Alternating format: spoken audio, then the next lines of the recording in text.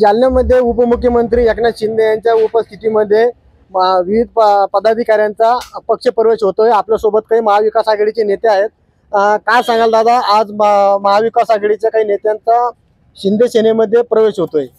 पक्षप्रवेश होणं ही काही नवी गोष्ट नाही आहे।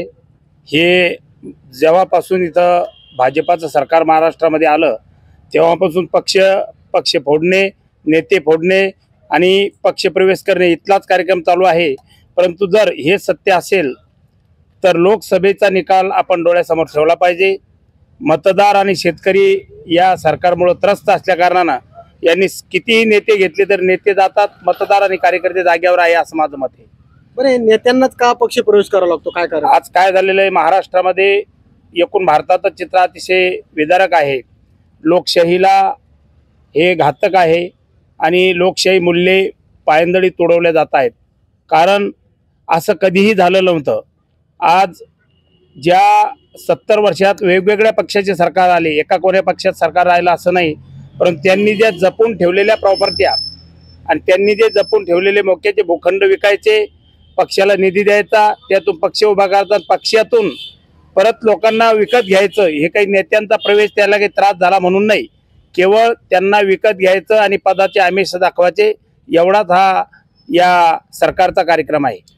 जालन्यातील एका बड्या नेत्याचा देखील या आजच्या कार्यक्रमात उपस्थितीमध्ये पक्षप्रवेश होतोय, त्यामुळे महाविकास आघाडीला काही याचा तोटा होणार नाही का?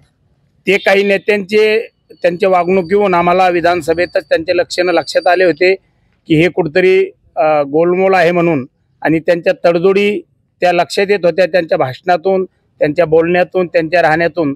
म्हणूनच आमचा विधानसभेला जो काही ठिकाणी पराभव झाला, खरं म्हणजे बदनापूर विधानसभेमध्ये आम्ही सर्वच काँग्रेस, राष्ट्रवादी काँग्रेस आणि शिवसेना अगदी कार्यकर्ते जोमानं काम करत होते, परंतु कार्यकर्त्यांच्या कुठेतरी खच्चीकरण करून या नेत्यांनी वेगळ्या तडजोडी करून परत इथं सेनेचा जर उमेदवार असता तर अतिशय चांगल्या मताने इथं निवडून आला असता अशी परिस्थिती होती, किंवा काँग्रेसचा असता तरी चांगल्या मताने निवडून आला असता।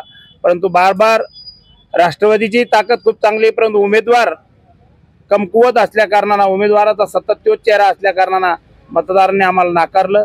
परंतु या नेत्याचा निष्क्रियपणा तिथं दिसून आला आणि तेच नेते आता कार्यकर्त्यांना काय तोंड दाखवा म्हणून ते इतर पक्षामध्ये प्रवेश करत आहे। आपण जर पाहिलं तर पाटील मागील निवडणुकीमध्ये या नेत्यांच्या निष्काळजीपणामुळे कार्यकर्ते देखील घ्यायला आलेले आहेत। आता काय सांगाल, आज पक्षप्रवेश होतोय, यामुळे पक्षाला काही त्या ठिकाणी तोटा भरावा लागेल का?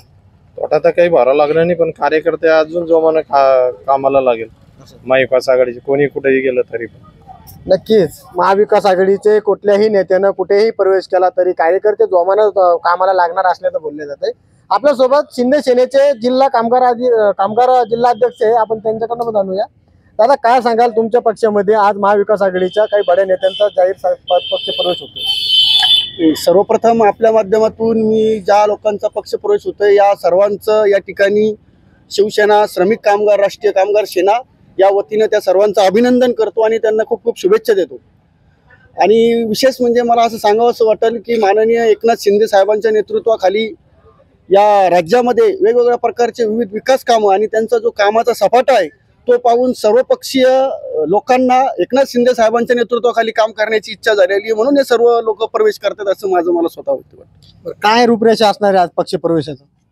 पक्षप्रवेशामध्ये संपूर्ण महाराष्ट्रामधून आज जालना या ठिकाणी कार्यकर्ते वेगवेगळ्या पक्षाचे येणार आहेत आणि सर्वजण प्रवेश करणार आहेत। त्यामध्ये नाशिक आहे, जळगाव आहे, त्यानंतर नाशिकचे बडे BRSचे विभागीय समन्वयक जरांगे पाटील यांचे विश्वासू सहकारी हे सुद्धा आज त्या ठिकाणी प्रवेश करणार आहेत। त्यानंतर सिंदखेड राजा या ठिकाणून काही महाराष्ट्र नवनिर्माण सेनेचे जिल्हाध्यक्ष वगैरे ती कमिटी आहे ते सुद्धा प्रवेश करणार आहे। जालना शहरातील महाविकास आघाडीचे बडे नेते प्रवेश करणार आहेत। तर हे एवढे सर्वजण प्रवेश करतायत तर सर्वांना काही विशेष काही कारण असू शकत नाही, तर ह्या सगळ्यांनी विकासाला बघितलेला आहे। शेतकऱ्यांसाठी आता आपण बघतो, कालच त्या ठिकाणी एकरी या ठिकाणी दुष्काळाची मदत निधी या ठिकाणी शेतकऱ्याला झालेली आहे, त्यामुळे शेतकरी समाधानी आहे।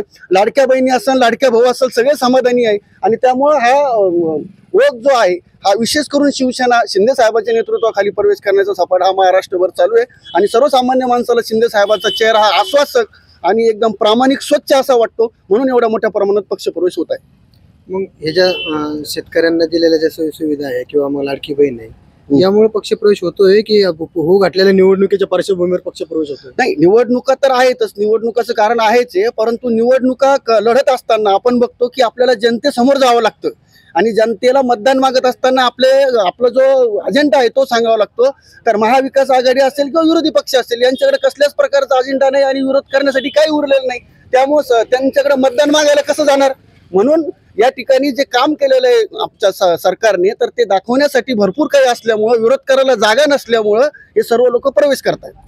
नक्कीच महाविकास आघाडीच्या नेत्यांना कुठलंही कारण नसल्यामुळं ते विरोधामध्ये भाषा करत आहे. मात्र या राज्य शासनामध्ये आतापर्यंत सर्वसामान्यांना विविध सुविधा पुरवण्याचं काम केल्यामुळं या ठिकाणी असे पक्षप्रवेश होत असल्याचं या ठिकाणी बोललं जात आहे.